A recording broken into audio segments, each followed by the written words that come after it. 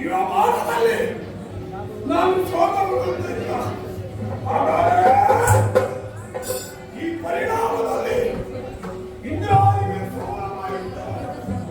ತಂದೆಯಿಂದ ಅಪ್ಪಣೆಯನ್ನು ಬಂದು ಹೊರಟು ಬಂದರು.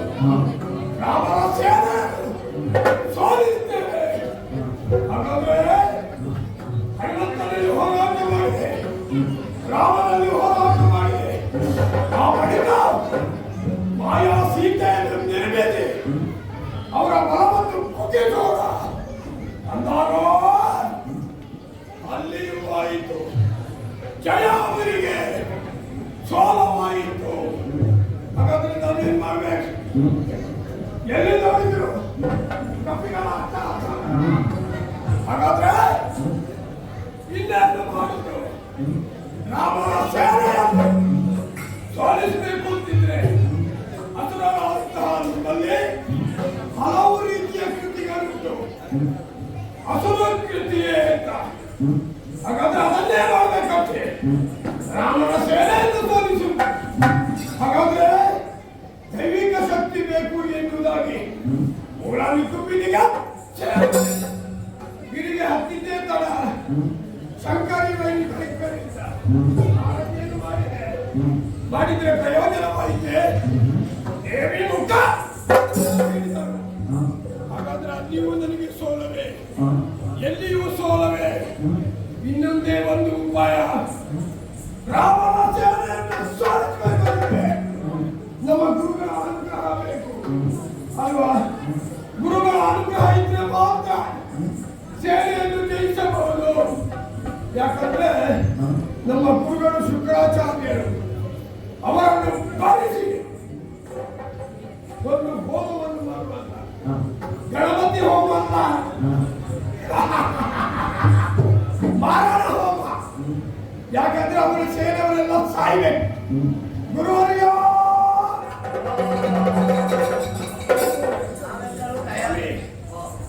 ಗುರುಭ್ಯೋ ನಮಃ. ನೀವು ಮಹಾಬಲರು ಅಲ್ವಾ? ಬಹಳಷ್ಟು ಸಂತೋಷವಾಯಿತು. ಗುರುಗಳೇ, ನನ್ನ ಕಥೆ ಗೊತ್ತಾಯ್ತು ನಿಮಗೆ? ಗೊತ್ತಾಗಿದೆ. ಏನಾಗಿದೆ? ಯುದ್ಧ ಮಾಡ್ಲಿಕ್ಕೆ ಒಂದು ಗೊತ್ತಾಗಿದೆ. ಯುದ್ಧ ಮಾಡಿ ಆಮೇಲೆ ಏನಾಯ್ತು? ಆಮೇಲೆ ನೀವು ಆವತ್ತು ಇದು ಮಾಡಿದ್ದಲ್ಲ ಮಾನಸಿಕ ಹೌದೌದು, ಅದೆಲ್ಲ ಗೊತ್ತಾಗಿದೆ. ಹಾ.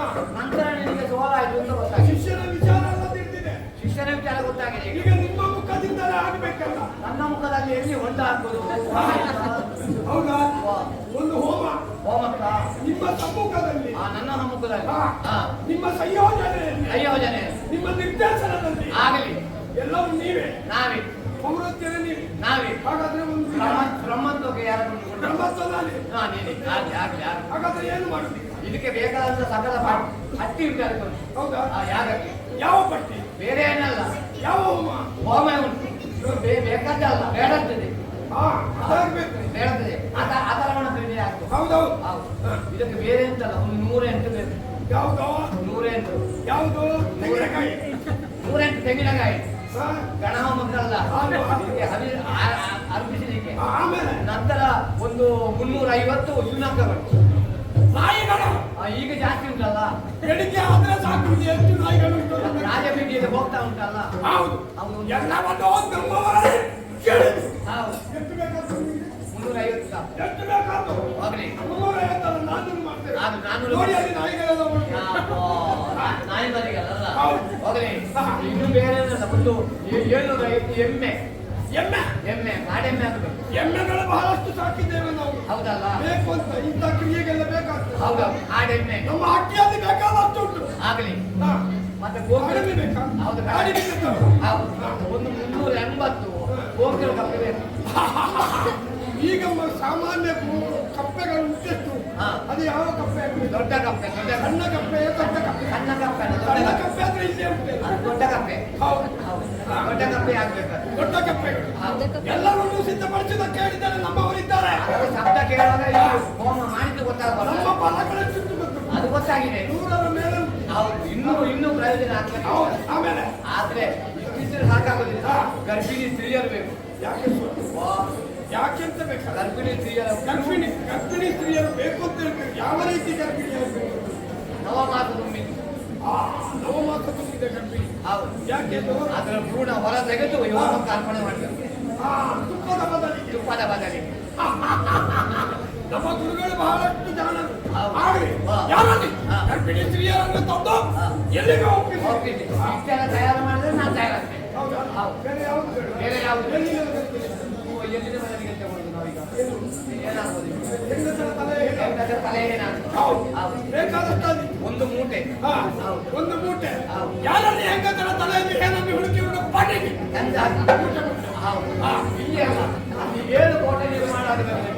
ಯಾರಿಗೂ ಗೊತ್ತಾಗಬೇಕು. ಸುತ್ತ ಕೋಟೆ ನಿರ್ಮಿಸಿ. ಅಲ್ಲೇ ಹೋಗೋಣ. ಅಲ್ಲಿಗೆ ಹೋಗು.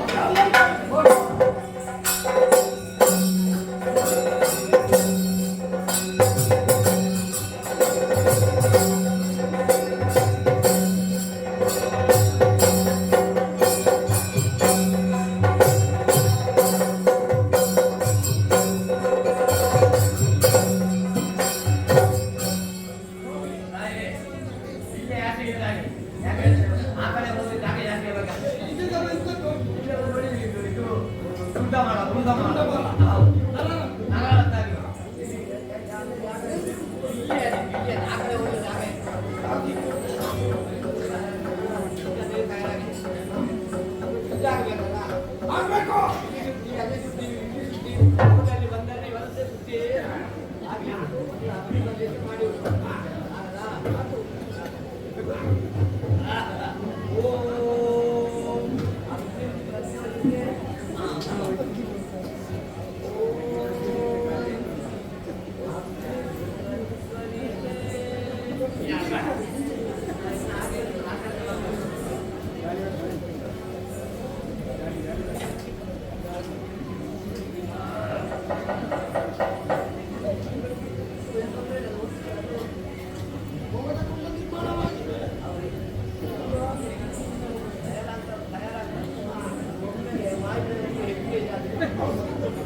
ಏನಾಗಿದೆ ವೈದ್ಯ?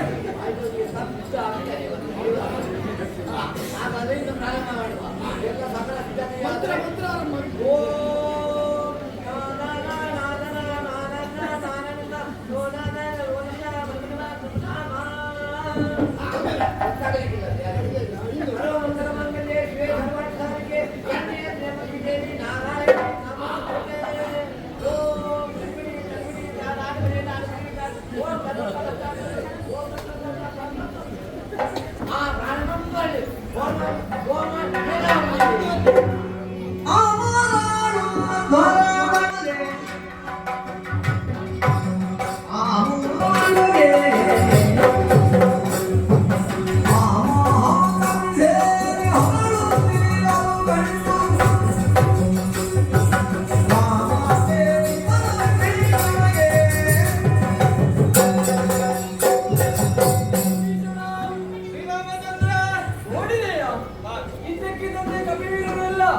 ತಮಾಷೆಗಳಾಗುತ್ತಾ ಇದ್ದಾರೆ.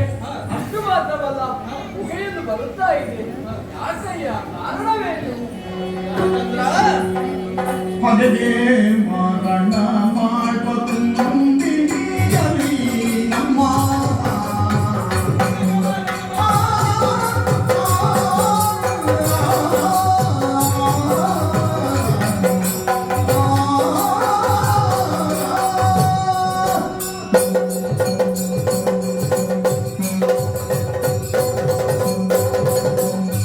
ಮಗನೇ ಮರಣ ಮಾಡ್ಬೇಕು ನಂಬಿಕೆಯಲ್ಲಿ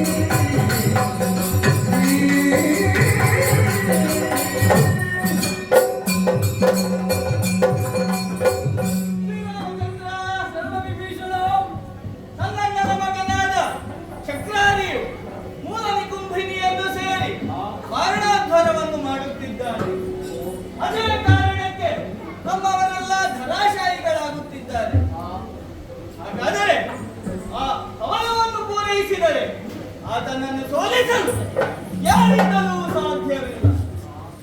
ಆತನನ್ನು ಸೋಲಿಸಬೇಕಾದರೆ ಇದೇ ಸಮಯ. ಸೋಲಿಸಬೇಕಾದರೆ ಒಂದು ಉಪಾಯವಿದೆ. ನಿಮ್ಮ ಸೇವೆಯೋಳುಂಟೆ ನಿಕ್ಕ ಕಾಮಿನಿ ಸಂಗ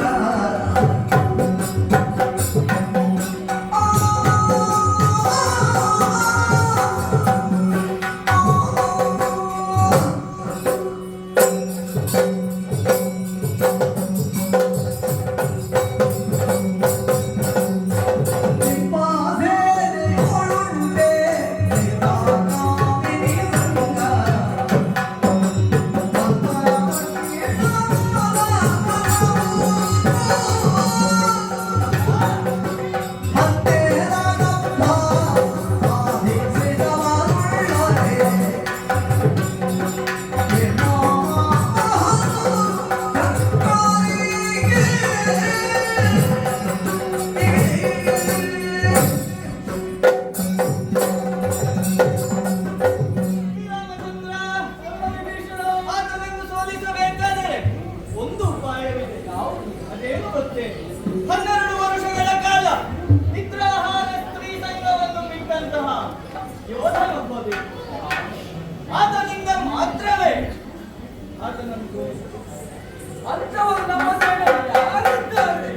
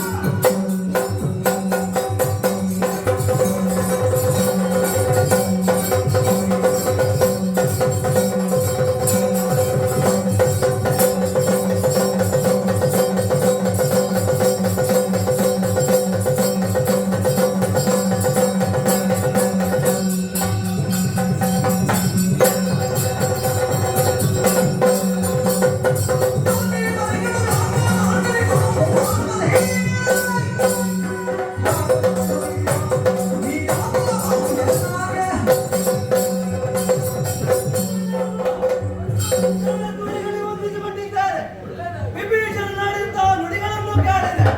ಇಂದ್ರನಿಂದ ನಮಗೆ ಸೋಲು ಬರ್ತಾಗಿದೆ. ಮನದ ವ್ಯಾಕುಲತೆಯನ್ನು ಬಿಡು, ಅಪ್ಪಣೆ ಕೊಡು.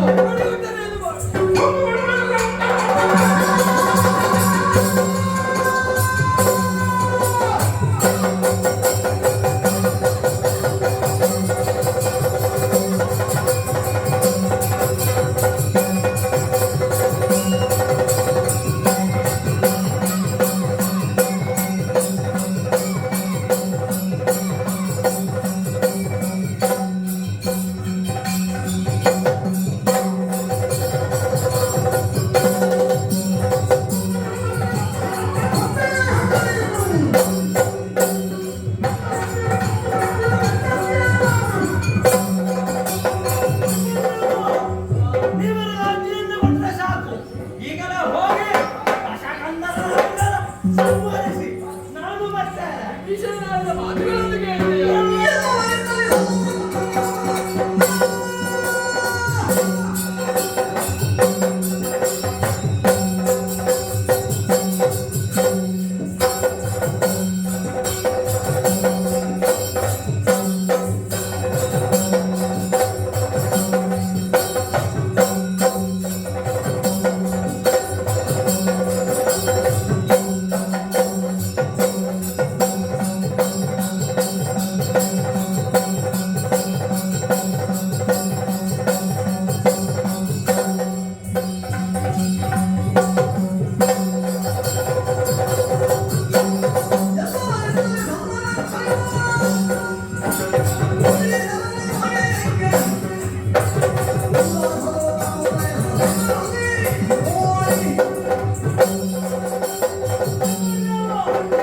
ಯಾರಿಂದಲೂ ಆಗದಂತಹ ಕೆಲಸ. ಈ ಬಗ್ಗೆ ನೀವು ಚಿಂತಿಸುವ ಅವಶ್ಯಕತೆಯೇ ಇಲ್ಲ. ನನ್ನ ಬಗ್ಗೆ ಸರಿಯಾಗಿ ಅರ್ಥ ಮಾಡಿಕೊಂಡವರು ನೀವು. ಸಾಹಸ ಪ್ರಿಯರಿದ್ದಾರೆ. ಹಾಗಾಗಿ ಮನದೊಳಗೆ ಅಂಜಿಕೆ ಬೇಡ. ನಿನ್ನ ಅನುಗ್ರಹ ಉಂಟು ಅಂತಾದ್ರೆ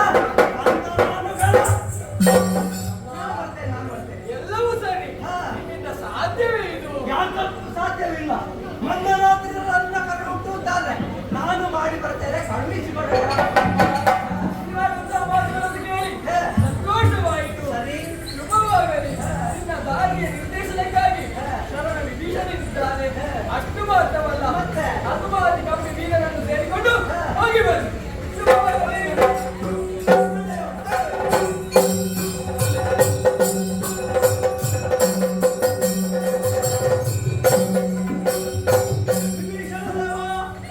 ಮೂಲ ನಿಗಮದ ಪ್ರದೇಶವನ್ನು ಬಂದು ಸೇರಿದ್ದಾರೆ.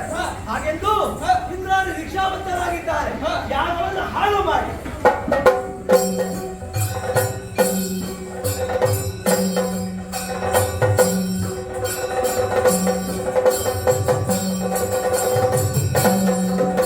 ಪರಿಣಾಮ ಏನಾಯಿತು? ಲಕ್ಷ್ಮಣದೇವ ಯಜ್ಞವನ್ನು ಹಾಳು ಮಾಡಿದ್ದಾಯಿತು. ಆದರೆ ನನ್ನ ಮಗನಾದ ಇಂದ್ರಜಿತ್ತು ಹೇಳುವುದಿಲ್ವಾ? ಹೇಳುವುದಿಲ್ವಾ?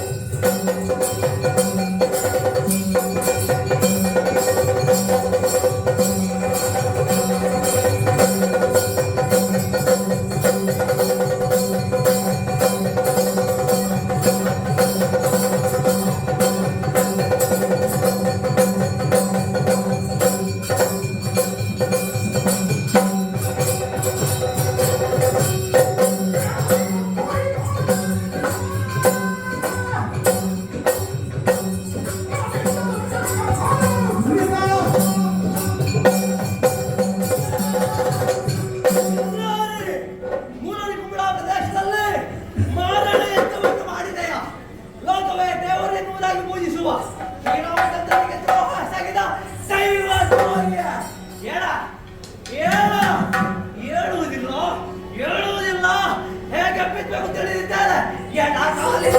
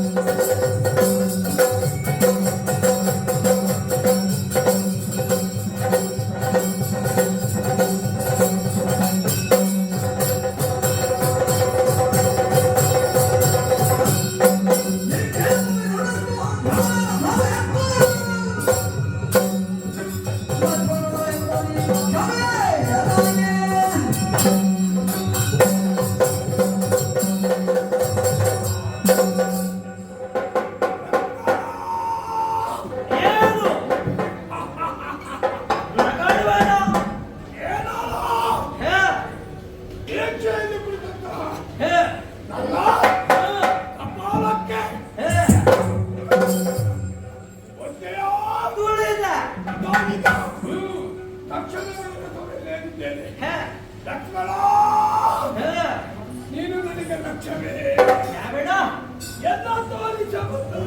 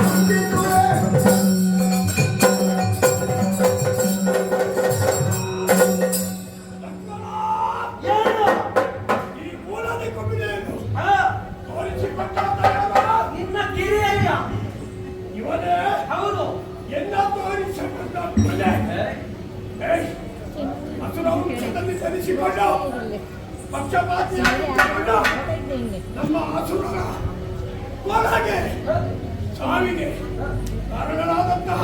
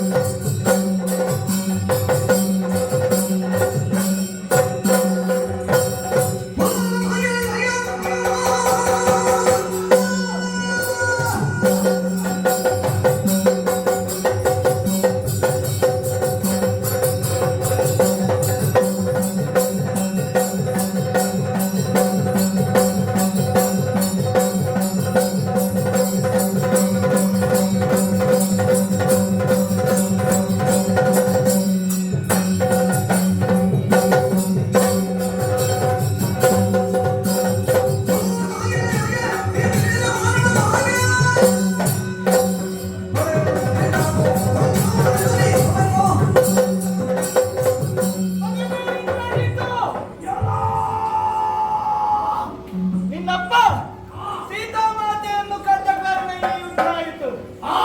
ಇನ್ನಾದರೂ ಬುದ್ಧಿ ಮಾಡಿ ಸೀತಾಮಾತೆಯನ್ನು ಒಪ್ಪಿಸಿ ಶ್ರೀರಾಮಚಂದ್ರನ ಹಡಿದಾವಣೆಗಳಿಗೆ ಶಿರ ಬಾಗಿದರೆ ಒಳಿತು. ಸೋಲೋ ಗೆಲುವ ರಣರಂಗಕ್ಕೆ ಇಳಿದಾಗಿದೆ. ನೋಡೋಣವಂತೆ.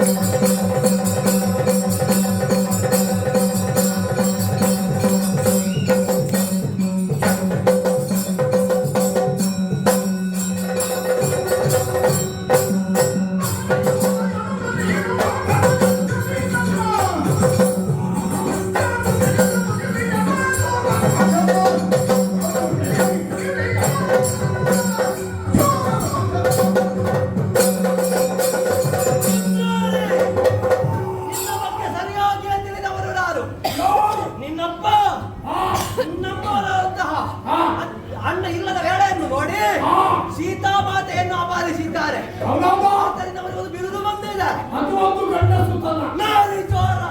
ಇನ್ನೊಬ್ಬರ ಸ್ತ್ರೀಯನ್ನು ಎಳಕೊಂಡು ಬರುವುದುಂಟಲ್ಲ. ಹೌದೌದು. ಅದು ಪೌರುಷತ್ವ. ಪೌರುಷತ್ವ ಅಲ್ಲ. ಅದು ನಮ್ಮ ಅಸುರರಿಗೆ ಹೇಳಿದ್ದದು. ಖಂಡದಯವರಾದ ಹೋರಾಟವನ್ನು ಮಾಡಬೇಕು. ಅದನ್ನು ಬಿಟ್ಟು ನಾರಿ ಚೋರನವ ಅವನ ಅಣುಗ ನೀನು. ತಂದೆಯನ್ನು ಬಿಟ್ಟವರಲ್ಲ. ಹುಡುಗಿ ಕದಿಲಿಲ್ಲ. ಆದ್ರೆ ರಣರಂಗದಿಂದ ತಪ್ಪಿಸಿದ ರಣ ಹೇಳಿ ನೀನು ನೀನೇ ಅಲ್ಲಿಂದ ತಪ್ಪಿಸಿದೆಯಲ್ಲ. ತಪ್ಪಿಸಿ ಏನು ಸಾಧಿಸಿದ?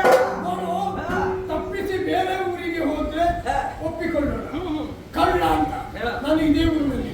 ನೀನು ಇದೇ ಊರಿನಲ್ಲಿ ಇದ್ದಿ. ಇದೇ ಊರಿನಲ್ಲಿ ನಾನು ಕಳ್ಳ.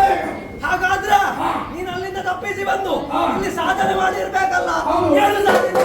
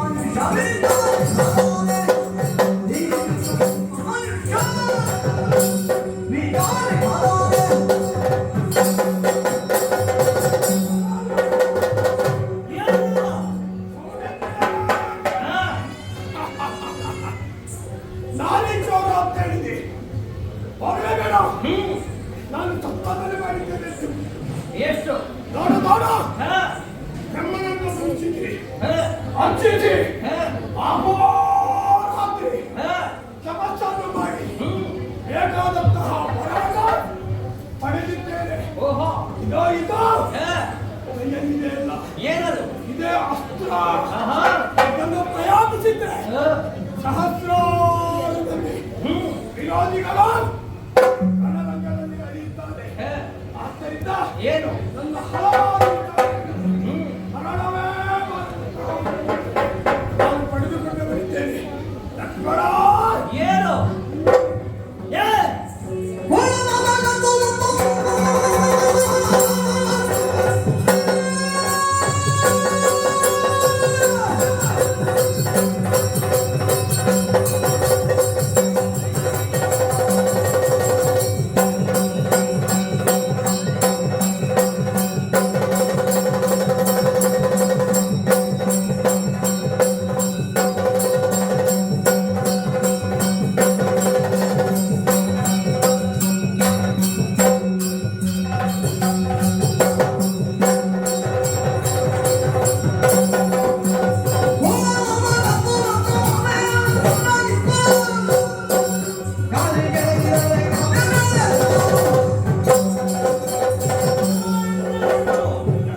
ನಿನ್ನಯ್ಯ ಲೋಕದಲ್ಲಿ ಒಳ್ಳೆಯ ಹೆಸರನ್ನೇ ಮಾಡಿದ್ದಾರೆ.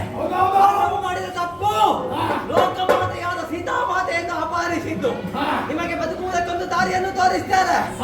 ಸೀತಾಮಾತೆಯನ್ನು ಒಪ್ಪಿಸಿದರೆ ಬದುಕುವ ಅವಕಾಶ ಉಂಟು.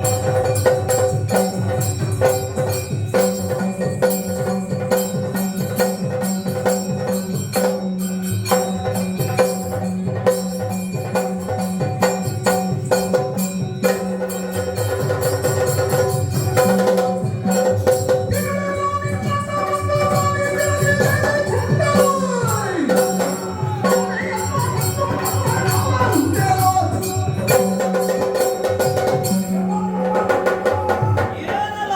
ಯಾವ ಸೀತಾಮಾತೆ ಇದ್ದಾಳೆ ಹಾ, ಅವಳನ್ನು ಹಾ, ಒಪ್ಪಿಸದರೆ ಹಾ, ನಮ್ಮ ಅಸುರ ವಂಶ ಉಳಿಯಿತು. ಲಕ್ಷ್ಮಣ ಏನ? ಇದೋ ಹಾ, ನಿನ್ನ ರಾಮಚಂದ್ರ ಹಾ, ನಮ್ಮ ಲಂಕಾರಾಜ್ಯವನ್ನು ಅಥವಾ ಹಾ, ರಾವಣನ ಅರಮನೆಯನ್ನು ಸೇರಿ ಹೇ, ಸೀತೆಯನ್ನು ಒಪ್ಪಿಸೋ ಎಂದು ದಾಕ್ಷಿಣ್ಯದಿಂದ ಹಾ, ಧೀರತೆಯಿಂದ ಹೇ. ಹೇಳಿದ್ರೆ ಆದ್ರೆ ಕೊಡುವ ಕಾಲ ಉಂಟೇನು? ಕಾಲ ಇಲ್ವಾ? ಸೀತೆಯನ್ನು ಬಿಟ್ಟು ಕೊಡುವ ಪ್ರಶ್ನೆಯೇ ಇಲ್ಲ. ಹಾಗಾದ್ರೆ ಕಾಲದ ಅರಮನೆಗೆ ಹೋಗುವ ಕಾಲ ಸನ್ನಿಹಿತವಾಗಿದೆ.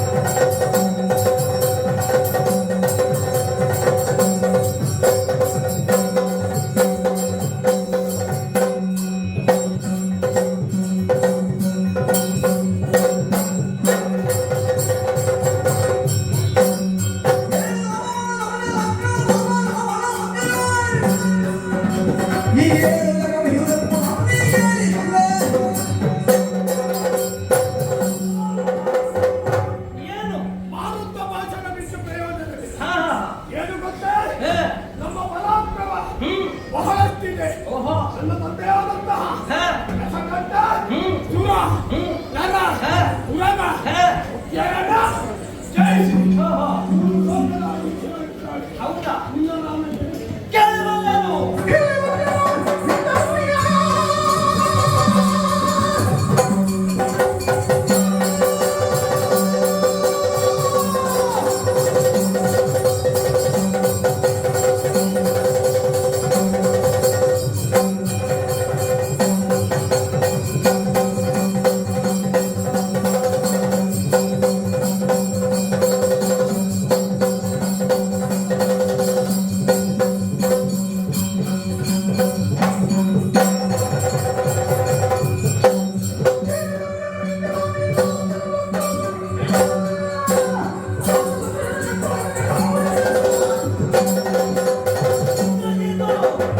ನಮ್ಮನ ಬಗ್ಗೆ ಕೇಳಿದ್ದಾರೆ.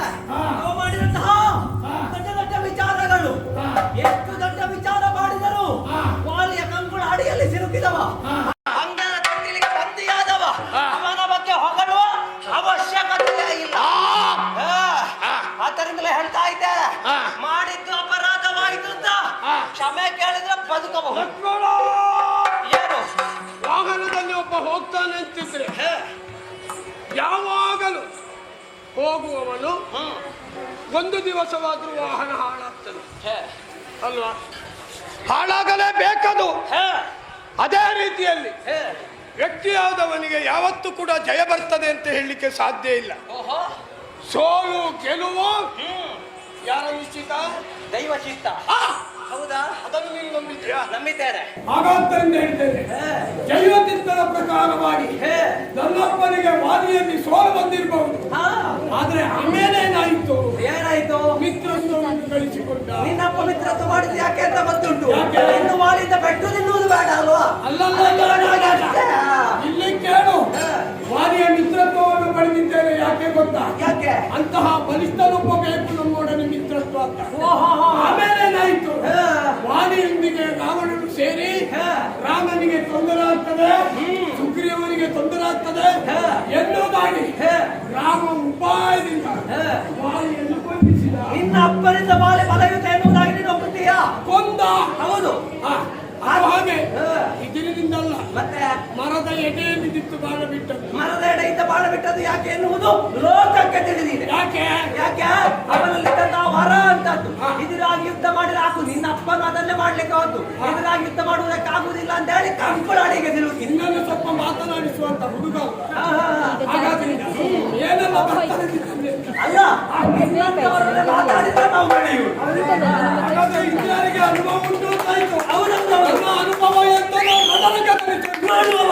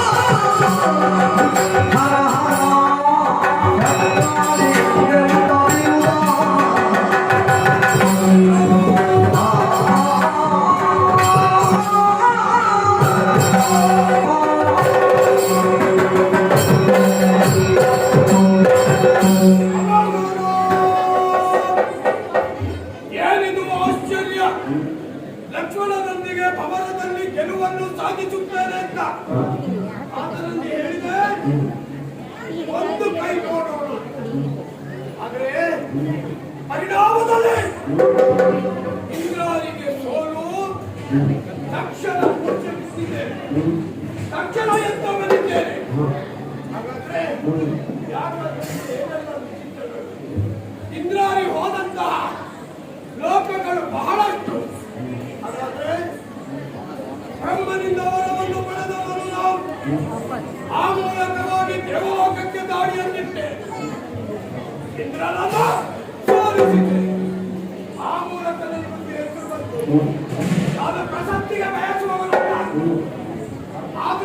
ಶಕ್ತಿ ಬಂತು ಇಂದ್ರಾಣಿಗೆ. ಒಂದು ಹೆಸರು ನನ್ನ ಪರಾಕ್ರಮದ ಎಡೆ ಸೇರಿಕೊಂಡು ಏನು ಶಕ್ರ ನಮ್ಮವರೆಲ್ಲರೂ ಕೂಡ ಶಕ್ರಾರಿಗೆ ಜೈ ಜೈ, ಶಕ್ರಾರಿಗೆ ಮುಗೆ ಮುಗೆ. ಈಗ ಪ್ರಚಾರಕ್ಕೆ ಬಯಸುವುದು. ಹಾಗಾದ್ರೆ ಏನಿದ್ರು ಕೂಡ ನನ್ನ ಪ್ರಚಾರ ಇಲ್ಲಿ ಅಗತ್ಯ ಇತ್ತ. ಹೌದು, ಆ ಪ್ರಚಾರ ಪ್ರಯೋಜನ ಆಗಲಿಲ್ಲ ಲಕ್ಷ್ಮಣನಿಗೆ. ಏನಿದು ಆಶ್ಚರ್ಯ!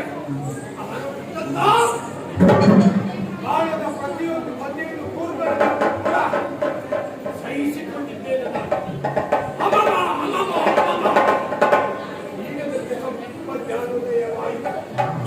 ಯಾಕಂದ್ರೆ ಶರಣನಾದಂತಹ ವಿಭೀಷಣ ನನ್ನ ತಂದೆಯಲ್ಲಿ ಆಡಿದಂತಹ ಮಾತು ಇಂದಿಗೆ ಸತ್ಯವಾಯಿತು ಅಂತ ಭಾವಿಸ್ತಾ ಇದ್ದೇನೆ. ಲಕ್ಷ್ಮಣನಲ್ಲಿ ಸೋಲವಾಯಿತು. ಸೋಲ್ಬಾರ್ದು. ಕಪಿಗಳೆಲ್ಲ ಕಿರಿಕಿರಿ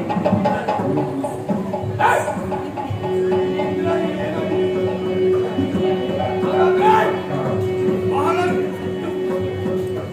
ವಿಚಾರವನ್ನು ಈತನಲ್ಲಿ ಬಂದಿರಬೇಕಾಗಿದೆ. ಯಾಕಂದ್ರೆ ಅಯ್ಯೋ ಲಕ್ಷ್ಮಣ, ಅಯ್ಯೋ ಶರಣನಾದಂತಹ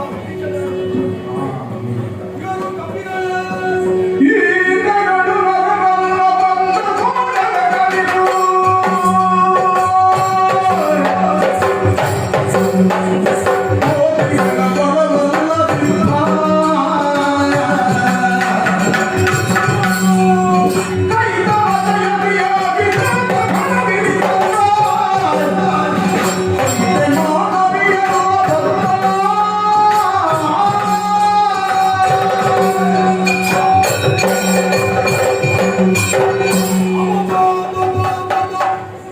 ಸೀತೆಯನ್ನು ತತ್ತಪ್ಪೇ ಎತ್ತರ. ಹಾಗಾದ್ರೆ ವಾನರ ಸೇನೆ, ಶ್ರೀರಾಮನ ಸೇನೆ ಲಂಕೆಗೆ ಬಂದದ್ದೇ ಎತ್ತರ. ನನ್ನ ಚಿಕ್ಕಪ್ಪ ಆಡಿದಂತಹ ಮಾತು ನನ್ನ ತಂದೆಗೆ ಪಥ್ಯವಾಗಿದೆ. ರಾಮದೇವರು ಲಕ್ಷ್ಮಣ ಮಹಾಶಂಕರ ಅಂದ ಕಪಿಗಳೆಲ್ಲ ದೇವತೆಗಳು ಹೇಳಿದಾಗ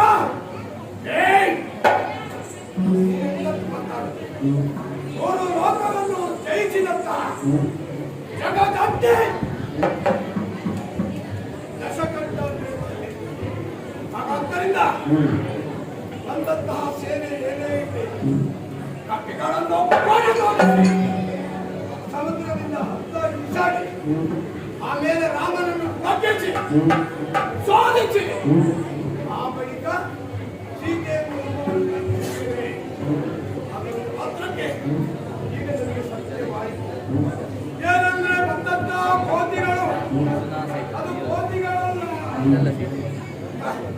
ಮುಕ್ಕೋಟಿ ದೇವತೆ. ಯಾಕಂದ್ರೆ ಮುಕ್ಕೋಟಿ ದೇವತೆಗಳು ಶ್ರೀಮನ್ನಾರಾಯಣನ ಸೇವೆಗಾಗಿ ಬಂದಿದ್ದಾರೆ. ಈಶ್ವರ ಪಾರ್ವತಿಯರು ಸಂಭಾಷಿಸುತ್ತಾ ಇದ್ದಾಗ ಅದೇ ರಾಮ ಮಂತ್ರವನ್ನು ಕಲಿಸು, ಏ ಮನುಜ ಆ ಮಂತ್ರ ಈ ಮಂತ್ರ ಎಂದು ಹೆಚ್ಚಿಗೆರಲು ಬೇಡ. ಆಮೇಲೆ ತಾನು ಬೇಡಿದ ಮಂತ್ರ ಯಾವುದು? ಸೋಮಶೇಖರ. ಹೌದು, ಸೋಮಶೇಖರನು ಹೇಳಿದ ಈ ಚಂದ್ರಶೇಖರನು ಹೇಳಿರ್ಬೋದು, ಈ ಶಿವಶಂಕರನು ಹೇಳಿರ್ಬೋದು. ಆಮೇಲೆ ಹೇಳಿದ್ದೇನೆ ರಾಮ ಅವತಾರ ಪುರುಷ. ಹಾಗಾದ್ದರಿಂದಲೇ ರಾಮ 7ನೇ ಅವತಾರದಲ್ಲಿ ಶ್ರೀಮನ್ನಾರಾಯಣನೇ ರಾಮನಾಗಿ ಜನಿಸುತ್ತಾನೆ. ಹಾಗಾದ್ರೆ ಎವರು ಯಾರು? ಲಕ್ಷ್ಮಣ ಮಹಾಶೇಷನೇ ಲಕ್ಷ್ಮಣನಾಗಿ ಹುಟ್ಟುತ್ತಾನೆ. ಆಮೇಲೆ ಹನುಮಂತ ಯಾರು? ಸಾಕ್ಷಾತ್ ಪರಮೇಶ್ವರನ ಶಕ್ತಿ, ಪರಮೇಶ್ವರನ ವೀರ್ಯದಿಂದ ಜನಿಸಿದಂತಹ ಯಾವ ಹನುಮಂತ ಅವನೊಬ್ಬ ಸಾಕು ಎಂತ ಪೆಟ್ಟು ಮಾಡಬೇಕು. ನನ್ನ ಮನದಿಯಲ್ಲಿ ಉಜ್ಜಿಸುವ ದೂರದಲ್ಲಿದ್ದಾನೆ. ಅಂತ ಒಂದು ಭಯ ನನಗೆ ನೋವಾಗಿದೆ. ಹನುಮಂತನ ಪೆಟ್ಟಿನಿಂದ ಏನು ಮಾಡೋಣ? ಅಮಮ್ಮ ಅಮಮ್ಮ ಅಮಮ್ಮ. ಬಂದವರು ನರಗಲ್ಲ, ಬಂದವರು ಕೋತಿಗಳಲ್ಲ, ಎಲ್ಲರೂ ದೇವಾಂಶ ಸಂಭವ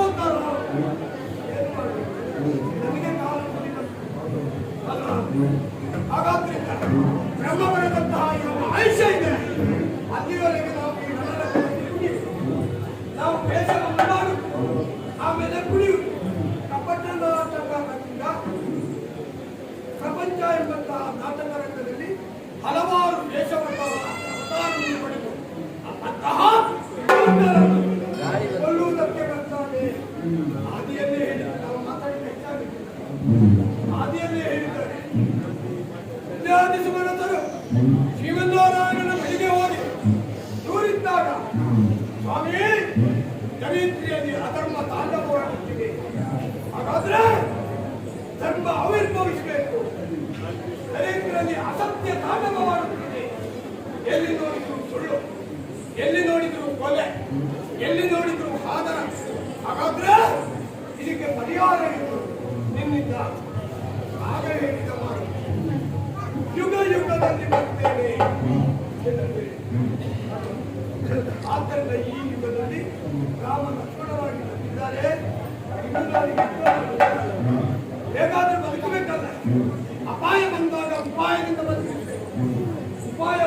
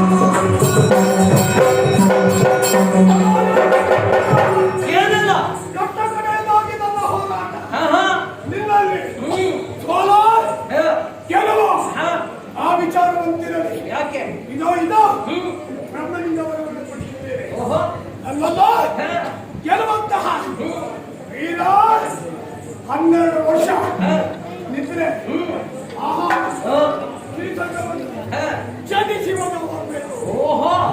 ಈಗ ನನ್ನನ್ನು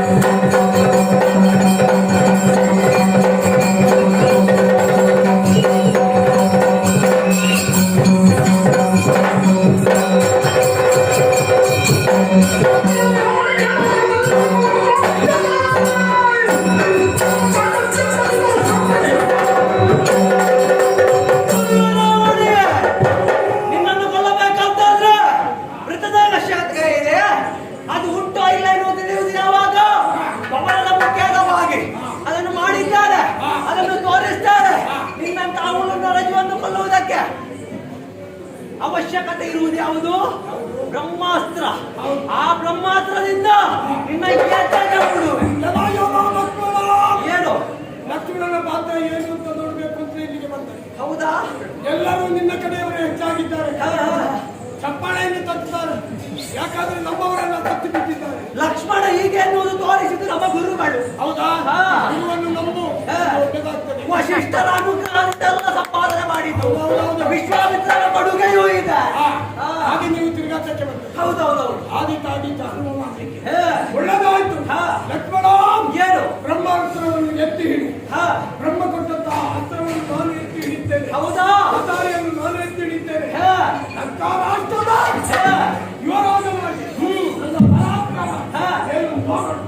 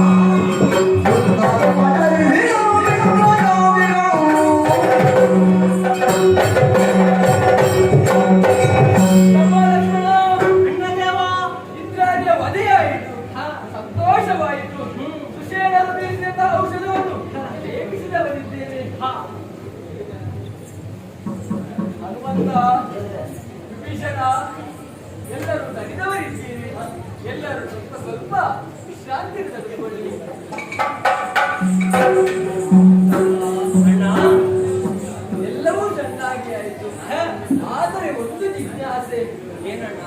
12 ವರ್ಷಗಳ ಕಾಲ ನಿದ್ರಾ, ಮೈಥುನ ಹಾಗೂ ಆಹಾರವನ್ನು ಬಿಟ್ಟವರು ವಧಿಸಲು ಮಾತು ಸಾಧ್ಯ ಎಂಬುದಾಗಿ ವಿಷಯ ಹೇಳಿದ ಮಾತು.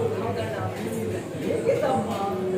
ಅಣ್ಣ, ಇನ್ನು ಪರ್ಯಂತ ಫಲ ತಂದಿಟ್ಟೆ ನಿಮಗೆ ನಾ ತಿಂದುಳಿಲ್ಲ, ನೀವು ತಿಳಿದುಕೊಳ್ಳಲಿಲ್ಲ.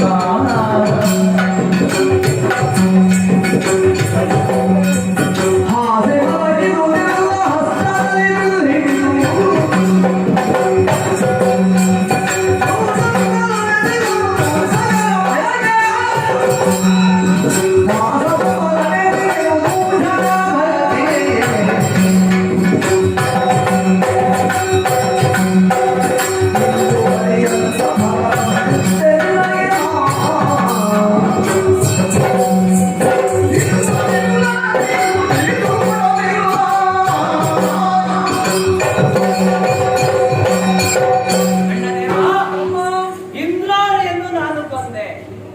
ಇದಕ್ಕೆ ವೃತ ಮಾಡಬೇಕು ಎನ್ನುವುದನ್ನು ನಾನು ತಿಳಿದವನೇ ಆಗಿದ್ದೆ.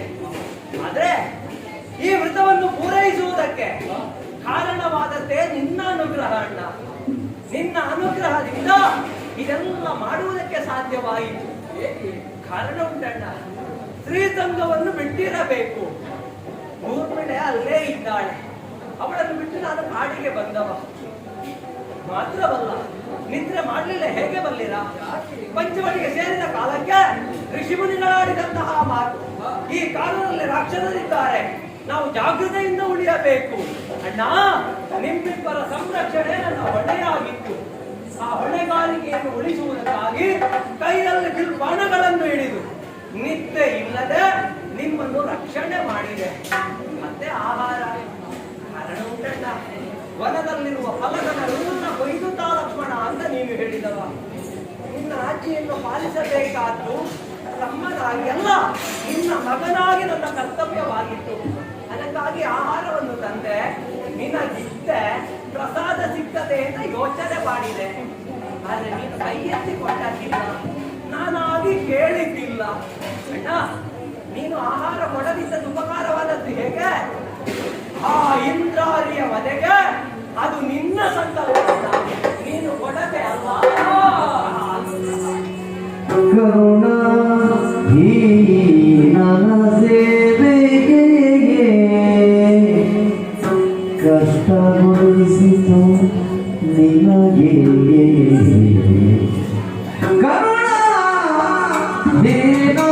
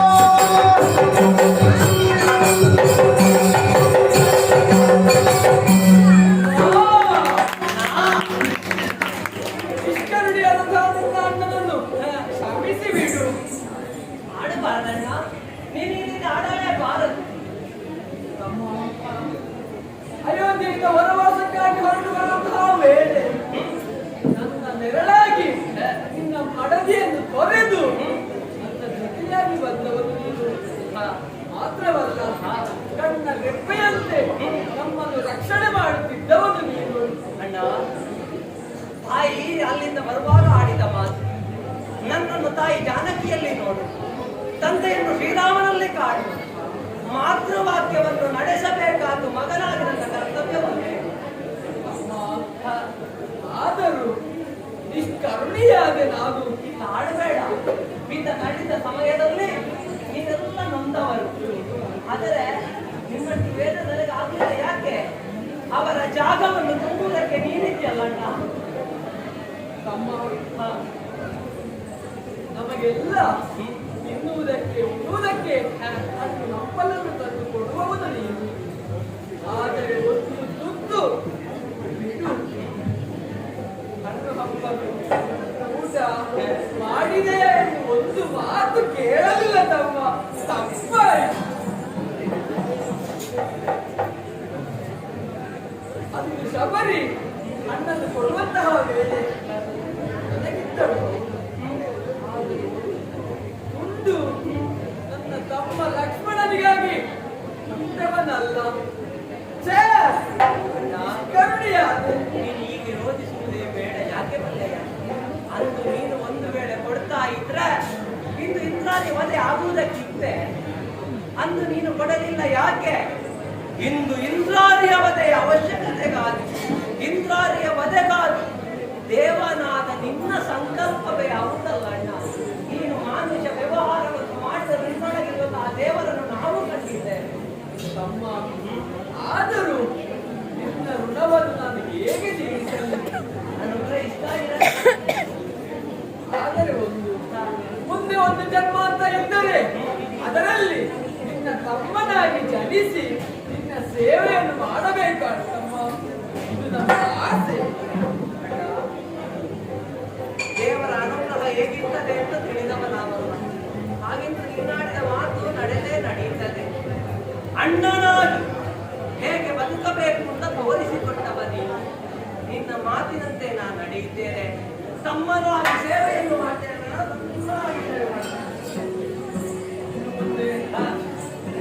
ಶಾಂತಿ ಗ್ರಹ.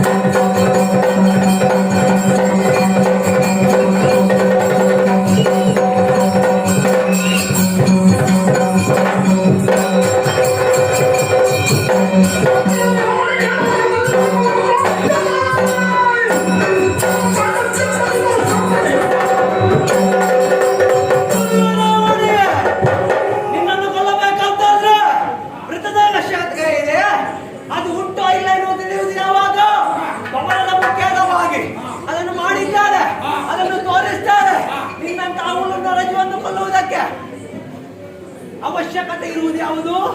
ಬ್ರಹ್ಮಾಸ್ತ್ರ. ಆ ಬ್ರಹ್ಮಾಸ್ತ್ರದಿಂದ ನಿನ್ನ ಎಚ್ಚರಿಕೆ ಕೊಡುವೆ. ಏನು ಲಕ್ಷ್ಮಣನ ಪಾತ್ರ ಏನು ಅಂತ ನೋಡ್ಬೇಕು ಅಂತ ಇಲ್ಲಿಗೆ ಬಂದೆ. ಹೌದಾ? ಎಲ್ಲರೂ ನಿನ್ನ ಕಡೆಯವರೇ ಹೆಚ್ಚಾಗಿದ್ದಾರೆ.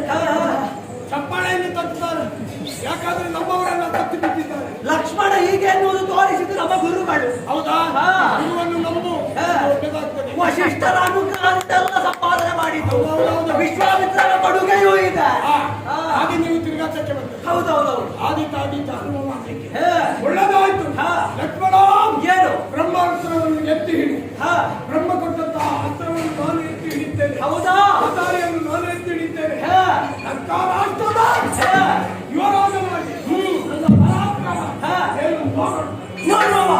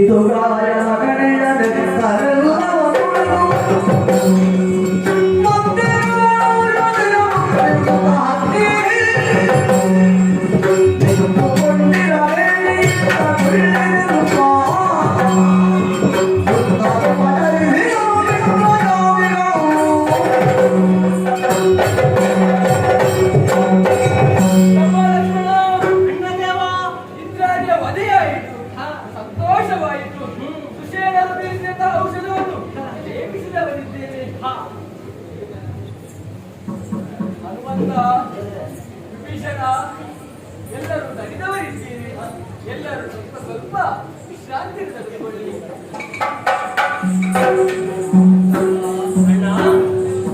ಎಲ್ಲವೂ ಚೆನ್ನಾಗಿ ಆಯಿತು. ಆದರೆ ಒಂದು ಜಿಜ್ಞಾಸೆ. ಏನಣ್ಣ? 12 ವರ್ಷಗಳ ಕಾಲ ನಿದ್ರ, ಮೈಥುನ ಹಾಗೂ ಆಹಾರವನ್ನು ಬಿಟ್ಟವರು ವಧಿಸಲು ಮಾತ್ರ ಸಾಧ್ಯ ಎಂಬುದಾಗಿ ವಿಭೀಷಣ ಹೇಳಿದ ಮಾತು. ಹೇಗೆ ತಮ್ಮ? ಅಣ್ಣ, ಇನ್ನು ಪರ್ಯಂತ ಫಲ ತಂದಿಟ್ಟೆ ನಿಮಗೆ ನಾ ತಿಂದ ನೀವು ತಿಳಿದುಕೊಳ್ಳಲಿಲ್ಲ.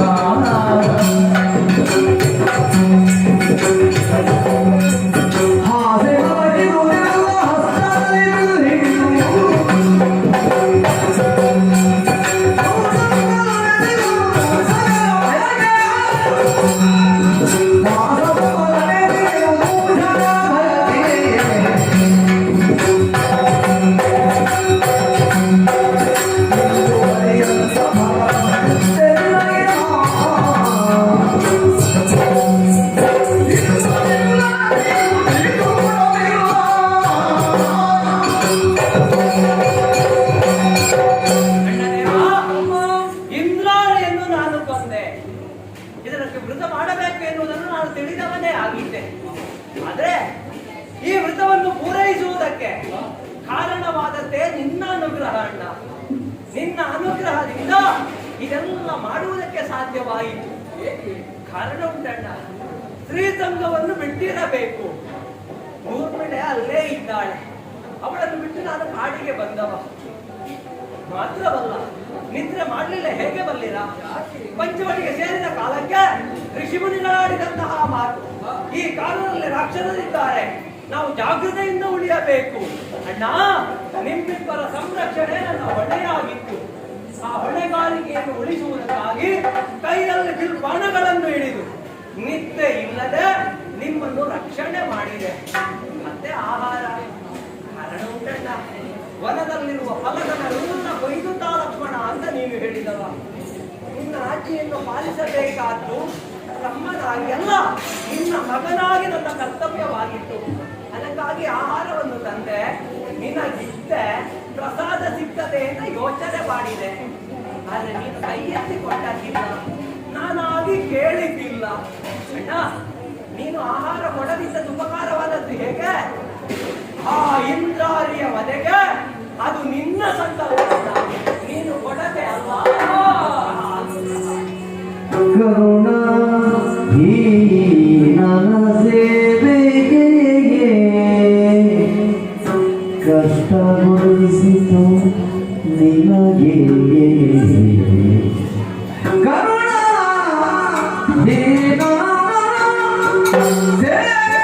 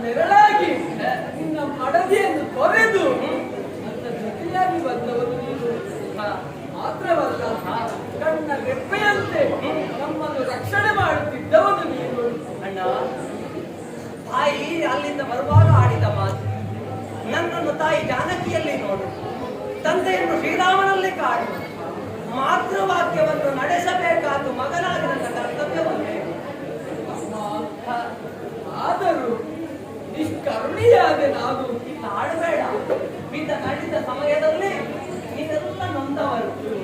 ಆದರೆ ನಿಮ್ಮಷ್ಟು ವೇದ ನನಗೆ ಆಗಲಿಲ್ಲ. ಯಾಕೆ? ಅವರ ಜಾಗವನ್ನು ತುಂಬುವುದಕ್ಕೆ ನೀನಿದ್ಯಲ್ಲ ಅಣ್ಣ. ತಮ್ಮ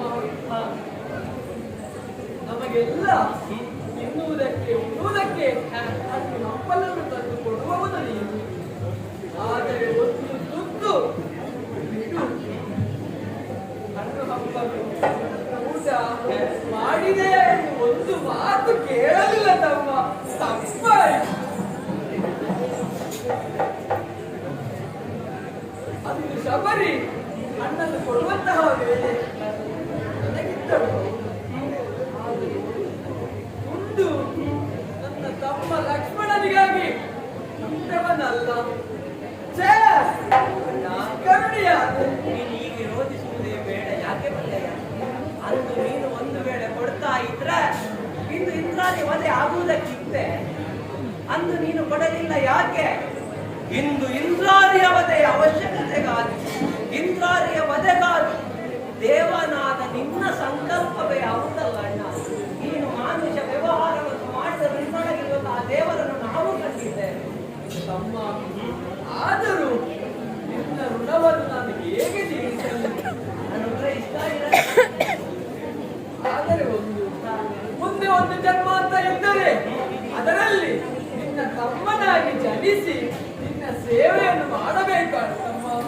ಇದು ನನ್ನ ಆಸೆ. ದೇವರ ಅನುಗ್ರಹ ಹೇಗಿರ್ತದೆ ಅಂತ ತಿಳಿದವನಾಗಲ್ಲ. ಹಾಗೆಂದು ನೀನಾಡಿದ ಮಾತು ನಡೆದೇ ನಡೆಯುತ್ತದೆ. ಅಣ್ಣನಾಗಿ ಹೇಗೆ ಬದುಕಬೇಕು ಅಂತ ತೋರಿಸಿಕೊಟ್ಟವ ನೀನು. ನಿನ್ನ ಮಾತಿನಂತೆ ನಾನು ನಡೆಯುತ್ತೇನೆ. ತಮ್ಮನಾಗಿ ಸೇವೆಯನ್ನು ಮಾಡ್ತೇನೆ. ಮುಂದೆ ಶಾಂತಿ